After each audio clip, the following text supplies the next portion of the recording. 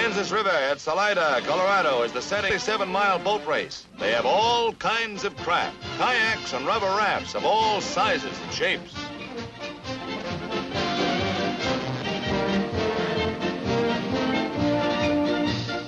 So far, so good, but now they're approaching the Cottonwood Rapids, the wildest stretch of the river.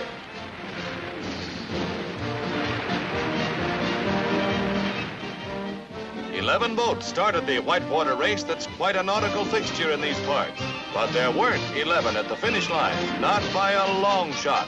And rubber rafts fare better than the kayak.